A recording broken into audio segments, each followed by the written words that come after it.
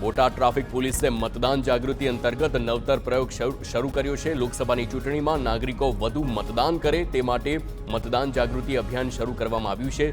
શહેરના જ્યોતિગ્રામ સર્કલ પરથી પસાર થતા વાહનો પર અલગ અલગ સૂત્રોવાળા સ્ટીકર અને બેનરો લગાવવામાં આવ્યા।